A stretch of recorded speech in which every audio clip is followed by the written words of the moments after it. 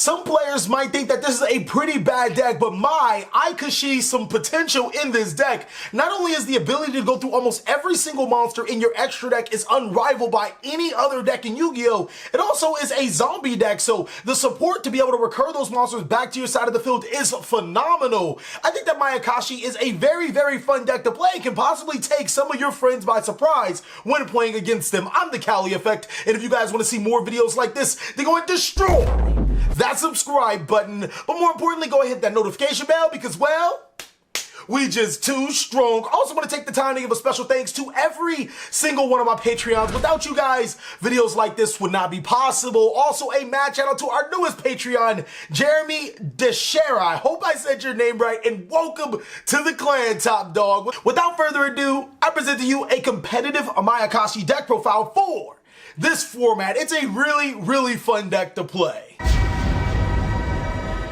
Okay, so before we get into the deck profile, or even better, before you guys start taking it to a YCS level event, let me show you guys the stats. Pump your brakes just a little bit. The Mayakashi deck is very fun to play, but as you guys can see, I wouldn't bring it past a local level event. Why? Because Mayakashis are very limited to their synchro monsters, only be able to gain their effects when it's supposed to come from the graveyard, and then of course there's other restrictions. Now, when I mean that this deck is competitive, I'm going to be giving you guys the best version of Mayakashi that you can possibly get, but unfortunately, I can't seem to break limitations of a deck. It's going to be a local level deck, and I wouldn't take it anywhere further. Nonetheless, you guys can still have a lot of fun with this strategy because it's really cool and the artwork is amazing. Let me get you guys into the monsters to get you better acclimated to the deck and explain why we play certain cards. Alright, so we start off this bad puppy with 3 copies of Hayun. Is it Hayun? I hope I'm saying it right. Is Heijin, the Winged Mayakashi. When this guy is normal summon or special summon to your side of the field, you can summon a Mayakashi monster from your deck to your side of the field. Now, the Mayakashi monsters all have one thing in common. You can only summon monsters or Mayakashi monsters from your extra deck to your side of the field when you use their effects. So they're extremely limited in what you can play, but Hayun actually allows you to go through your entire extra deck, and all you have to do is get him to your side of the field. We follow that up with 2 copies of Daki, the Graceful Mayakashi. To be honest with you guys, opening Daki as a monster in your hand is a complete brick. It is a level 2 tuner monster that can special summon itself every time you synchro summon or link summon into a Mayakashi monster, but then it becomes very limited because, like I said, all the Mayakashi monsters have a clause that you can only summon Mayakashi monsters from your extra deck. If that wasn't the case, I think that this deck would probably be a little bit too powerful, so I'm kind of happy that that effect is there, but at the same time, I really only think you need 2 copies. If you open one, it's okay. You can still summon your Heijun or Heijin and then go off with your combos. Next is 1 copy of Shafu, the Willed Mayakashi. Through playtesting, I just didn't think that this card was as good to merit a 3 of. It's still a very powerful effect. When it is normal summon or special summon, you can summon a Mayakashi monster from your graveyard to your side of the field. Excellent extender card, but after you use Heijin's or Hayun, however you guys want to say his name's effect, more or twice, you're pretty much a sitting duck. So Shafu can't really do much for you in that aspect, especially since it is limiting you to summoning only Mayakashi monsters. After that, we play 3 copies of Shiranui Solitaire. This guy is amazing. I didn't want to play a Shiranui engine at first, but then I started to realize how powerful the deck needs to get certain zombie monsters to the graveyard. Not only can this tutor your Unizombie to your side of the field, it also could tutor your Daki to the side of the field as well as put zombie monsters in the graveyard for banishments or for other requirement costs that we do play inside of this deck. 1 copy of Shiranui Samurai. This guy can banish zombie monsters free. It's part of the Shiranui engine. It can trigger some Shiranui monsters effect. Coincidentally, if Solitaire is banished, you are actually allowed to special summon a Shiranui monster, so you can take advantage of that because your Mayakashi monsters banish zombie monsters from the graveyard to summon themselves. So if you have Samurai banished, you can banish Solitaire to bring back the Samurai. 1 copy of Shiranui Spirit Master. This guy is essentially a zombie master for the deck, allowing you to recur those Shiranui monsters to your side of the field. It's a really good card. That's pretty much it for the Shiranui engine. We followed that up with 3 copies of Unizombie. Now, this guy is extremely important to the deck because he allows you to send zombie monsters from your deck or hand to the graveyard. The only drawback is that you can only attack with zombie monsters for the rest of the turn, which shouldn't be too much of a problem, ladies and gentlemen. 3 copies of Mizuki. This is just another revival card that you need in the deck. I decided to max it out at 3 because it would just be, in my opinion, in this specific build, it would be pretty ignorant to play less than 3. The deck really needs to special summon your Mayakashi monsters from your graveyard to your side of the field to start pumping out their effects. Now, here's where we get the sauce. Basically, everything that you guys seen is pretty much standard zombie. I guess you guys could play more Mayakashi monsters. I wouldn't see a need to, because once you start to summon Heijin to your side of the field and you use him to synchro climb, all the other Mayakashi monsters become pretty moot. So I don't run the other level 2 monster that can spell summon himself from the graveyard when a monster is destroyed or whatever. And I also don't run the level 5 guy because there was just no need. Him plus Daki make 7, then I'd only be 7, 9, and Link. So that was, we do follow up with 2 copies of Fairy Tale Snow. I was actually only playing 1 copy, but then I realized that this deck really doesn't have a way to put Fairy Tale Snow in the graveyard, so I bumped it up to 2 copies. Nonetheless, if you do draw the Fairy Tale Snow, there's plenty of ways to get it to your graveyard, but even more importantly, it allows you to manipulate your graveyard. There's so many ways that this deck can put monsters into the graveyard, cards in your graveyard, so Fairy Tale Snow becomes an automatic card, at least a 1 of. Again, I'm only playing 2 because you kind of want to see this card. It's a pretty much it's not necessarily a win condition, but it's kind of a win condition for this deck. Next is the super secret spicy tech. This is actually what made me think about, Mayakashi just might be a little better than what people do give it credit. I run 3 copies of Orbital Hydra Lander. Now, Hydra Lander is really powerful in this deck. Why? Because Heijin, whatever his name is, I apologize for butchering it right now, but he will get you 5 monsters with different names to your graveyard easy, like that. It's not even a problem for Heijin to immediately make Orbital Hydra Lander alive. And furthermore, he is a monster that you can summon from your hand to your side of the field, as opposed to needing monsters from your extra deck, so he fit in perfectly. His ability to destroy cards on the opponent's side of the field was amazing, and he works really well with Fairy Tale Snow, because you can manipulate Fairy Tale Snow, or the cards in your graveyard, through Fairy Tale Snow to make sure your destruction gets off. Furthermore, he also puts zombie monsters into your graveyard to special summon to your side of the field, or banish with your Mayakashi monster, so he was just phenomenal for the deck. He's the reason why I think that the deck is a decent local level event type deck. Next is 2 copies of Ghost Bell and Haunted Mansion. Now, I played this just to keep up with the zombie theme. You guys can run any hand traps you want available. I understand that the Mayakashi deck is very cheap. Maybe you're just having to play it for fun, so don't even worry about, stressing getting yourself Ghost Bells and Haunted Mansions. Run Effect Veilers and DD Crows for all I care. It doesn't matter, it's a fun deck. 2 copies of Ash Blossom and Joyous Spring. That's pretty much the exact same thing that I'm going to say about Ghost Bell. I run them because I have them. If you guys do have them, they're zombie monsters, so you can special summon them to your side of the field and start some really cool plays, but don't really stress on them if you don't have them. That is it for the monsters. So what I believe is 26 monsters. I actually do like the lineup. Nothing really much I would change. There are some cards that I'm really excited for. They are the Shiranui cards that come in next set, but to be honest with you guys, I think that I'd probably be playing Shiranui once those come out, as opposed to the Mayakashi engine. For the spell, we run the card that actually makes this deck really good. 3 copies of Mayakashi Return. Now, this card is either a Foolish Burial or a reinforcement of the army of your deck. It allows you to take 1 Mayakashi card and either add it to your hand or send it to the graveyard. Really important to the deck. It's one of the cards that if you do open up, you want to start off with this card, because it's going to get you exactly what you need when you summon Heijin to your side of the build, and then loop through all of your Mayakashi monsters, which will give you some really good presence in your graveyard to follow up with Orbital Hydrolander or abuse your Fairy Tale Snow to Call by the Grave.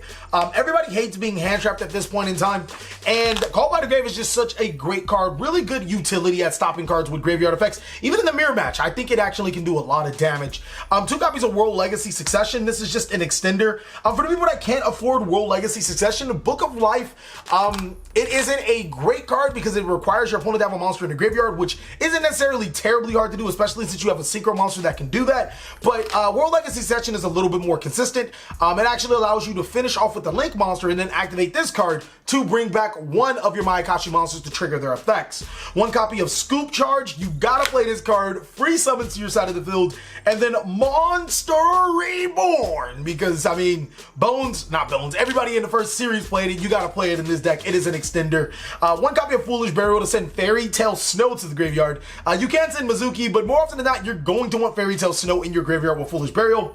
And then lastly, 1 copy of 1 for 1, because Heijin is a level 1 monster that can be special summoned through the effects of 1 for 1, and gaining its effects are important. For the traps, we run 3 copies of Back to the Front. Now, one thing that I did realize about this deck is that the Mayakashi monsters are very very bad unless you're special summoning from the graveyard, but they have some pretty decent effects that allow you to float and basically, you know, disrupt your opponent. So Back to the Front actually was really good because it was a trap card that allowed me to summon it on my opponent's turn and possibly get off some destruction. We followed up with 2 copies of Called by the Hunted. I think that it perfectly fits the theme. Mayakashi monsters, they're zombies. We're running a zombie deck, and Bone's most famous card is Call of the Hunted, in my opinion, other than Pumpkin King of Ghosts. It allows you to special summon those monsters to gain more effects. We do followed up with a 42 card deck, so we do run 2 copies of Shiranui Swallow's Nest. There are so many times where you just have a Docu on your side of the field. If you go through the combo, you will always have a Docu on your side of the field for free, and Shiranui Style's Nest is basically an Icarus attack for the players that do remember that card, allowing you to destroy cards on your opponent's side of the field, but even more importantly, you can start banishing Shiranui monsters from your deck. So you can banish Spirit Master or Samurai to get destruction of Recursion. You can banish Solitaire to special summon a Shiranui monster to your side of the field. So it's a very free card in this deck, in my humble opinion. That is it for the main board at 42 cards. Let me show you guys this extra deck because it's pretty saucy. Okay, ladies and gentlemen, so extra deck wise, we are looking at a whole different animal. Only 2 copies of Yuko Onna, the Ice Mayakashi. To be honest, we only run 2 copies of every Mayakashi monster. I wanted to run 3, but extra deck kind of prevented me from doing that. The really bad thing about the Mayakashi monsters, I'll actually explain it to you loud about the synchros, but this card is the finishing card that sometimes you might want to go into because it's a link monster. It contribute your Big Daddy Mayakashi monster to your side of the field, and its effects only work when it's pointing to a synchro monster. It's not a terrible card. It actually allows you to half the attack of your opponent's monsters, but it's not a terribly awesome card. Now, I wish it did have other effects that probably, I don't know, summon a Mayakashi monster during either player's turn. The deck would have actually been really good if it had that effect, but maybe I digress. Maybe we'll get a Link 3 monster that does that, and it'll make the deck really good. 2 copies of Gashadukuru, the skeleton. You guys should really just watch this video just to hear me badly mispronounce these cards. Basically, what he does is if a link monster is in your possession is destroyed by battle or card effect, you can summon him to your side of the field. And then once per turn or during that turn he is summoned to your side of the field, he becomes an Apocryphal Towers, unaffected by just about anything that on the field. So pretty nice 3,300 body that makes himself unaffected. Unfortunately, he only makes himself unaffected for that turn, which is kind of like, why would you do that? But still, at the same time, he's still a really fun card to play. 2 copies of Yoko, Graceful Mayakashi. I actually got that one right. This guy can be special summoned when a level 11 monster is destroyed or in your possession, a Synchro 11. And what he does is he allows you to destroy an opponent's monster on the side of the field. All of these monsters only have graveyard effects. You banish a zombie to summon them to your side of the field. And I mean, if they're summoned from the graveyard, you gain effects. So that's pretty much it for the Mayakashi monsters, unfortunately. But they still have some really cool art. 1 copy of Tengu, the Winged Mayakashi. He allows you to destroy spells or traps. 1 copy of Sushigumo, the Mayakashi El Toxico. Okay, all right, this is the Spanish one, this is the English one. Sushigumo, the Poisonous Mayakashi. You know, he reminds me of Naraku from Inuyasha. I don't know why. But basically, he is the card that I actually like a little better. Now, he is a bad card, but he's a good card. When he's special summoned, you can make both players send 3 cards from the top of the deck to the graveyard. Now, if you guys are playing the FTK version, there's a couple of cards you're going to need to switch up. You're going to need to play, I'll actually just tell you right after this, but this card's good because he forces both players to send cards from the deck to the graveyard. That's free Fairy Tale Snow Food. Sometimes you can't make Orbital Hydrolander off your combo, and you just summon him and get those free cards. He's just a really good card, getting cards for your deck. Now, does he put opponent's cards in the graveyard? Yes, but if you're running Book of Life, you can actually banish those monsters, which is the reason why I wanted to play it. This card's actually secretly a lot better than I like to give him credit. His name is Oboro Guruma, the Willed Mayakashi. He prevents your monsters from being destroyed by battle. And then we followed up with just 3 generic cards because I couldn't figure out what to play. I play Cyframe Lord Omega, Vampire Sucker, and then Nightmare Unicorn. I think Nightmare Unicorn's probably just the best generic Link monster in the game right now, being able to get over your opponent's cards and providing some decent Link coverage and arrows. Vampire Sucker is really good with the deck, but unfortunately we can't summon it if we're summoning Mayakashi monsters. And then Cyframe Lord Omega, there's a little small zombie combo that allows you to plop out Cyframe Lord Omega in case you don't get in your Mayakashi combos. But basically what I was saying, if you guys do want to play an FTK route, I don't condone it. But what I would drop is the Shiranui Styles. I would drop the Orbital Hydrolander. I would basically, you need to drop enough cards to play what I'm going to tell you. And unfortunately, I don't have it out right now, but you can easily make this an FTK deck. So these 3 cards would come out for Soul Absorbing Bone Tower. the Fairy Tale Snows. And what Soul Absorbing Bolt Tower basically does is that every time a zombie monster special summon, you can send the top 2 cards from your deck to your opponent's deck to the graveyard. I'll show you guys in the combo tutorial. I'll take out the Fairy Tale Snow. Where's the second Fairy Tale Snow? These would be Book of Lives. You probably might have run 3, and then this will come out. Actually, you can take all of this out, to be honest. You could take it out, but I'm assuming that you want to play like Yu-Gi-Oh! Other than that, in case you don't FTK them. These will be Call of the Mummy. Now, let me show you guys some combos, because I'll show you guys the FTK and why it's so good. It's a 4-card FTK, and then I'll show you guys some other combos that this deck can do, and then we'll go on our merry way. But this deck is still really fun to play. Alright guys, so if you ever wanted to make a Danger Dark World player mad, this is going to be your opportunity. Why? Because they're not going to have any responses, and basically you can send almost any, any person, any player with a 40 to 44 card deck to the graveyard and just FTK them. You are going to need a way to special summon Soul Absorbing Bone Tower. This time I'm going to use Call of the Mummy. You're also going to need a way to summon Haitian to your side of the field, whether it's normal summoning them or 1-for-1 whatsoever. And then you're going to need 1 extender. This will allow you to deck your opponent out before they can play Yu-Gi-Oh! So what you are going to do is activate Call of the Mummy and special summon Bone Tower to your side of the field, normal summon your Haitian, and then use its ability to summon Daki to your side of the field. That's going to put 2 cards in your opponent's graveyard. Use these 2 monsters for a synchro summon, and then from every single time, we're going to put 4 counters to represent that we're sending 4 cards from our opponent's deck to the graveyard. So that's going to make 5. That's another 4. Then we're going to add another 4 for the summon of you to summon you. Then we're going to add another 4 to summon you. Oops. To summon, my apologies. To summon you and to summon you. Wrong card. Then we're going to put another 4. And we're going to summon you and summon you. And then we're going to put another 4 to summon you and summon you. So far, we have sent from our opponent's field to the graveyard 4, 8, 12, 16, 20. We have sent 26. The way to actually finish your opponent off is that extender. Use its ability to summon the 2 whatever this card's name is, to send 3 cards from your opponent's, or 5 cards from your opponent's deck to the graveyard, 2 for Bone Tower, 3 for his effect, and then you can continue to synchro summon into your Tengu, sending 4 more cards from your opponent's deck to the graveyard. You guys are getting the point. As long as you can keep doing that, you can send enough cards from your opponent's deck to the graveyard to completely annihilate them. And it's a very, very savage FTK, but it is what it is. I personally decided not to play it, mainly because it just required so much setup. But even more importantly, it just didn't feel right for me to play that. Now, this is where you actually have to stop, because you can't summon another YuGiOh Ono to your side of the field.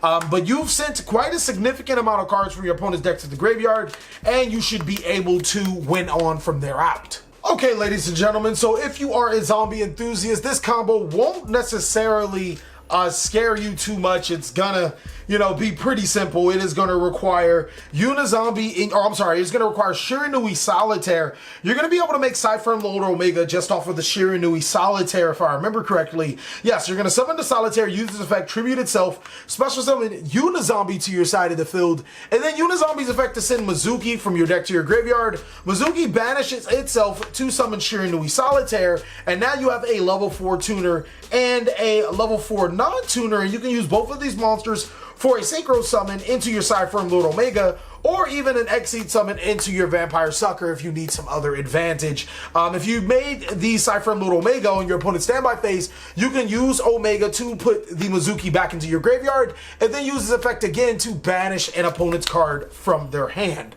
The last card combo I'm going to show you isn't necessarily a combo, but it's just to show you how powerful this deck can be. It requires the Haitian monster. Let me find him really quick. As as well as Orbital Hydralander. This is just such a great combo because you can literally summon Hydralander off of Heijin and, you know, get some zombie monsters into your graveyard for your Mayakashi monsters. You're going to summon your Heijin, summon Daki, synchro summon into your Ogubumo, use the effect of Daki, synchro summon again, and basically you are going to continue to synchro climb into your...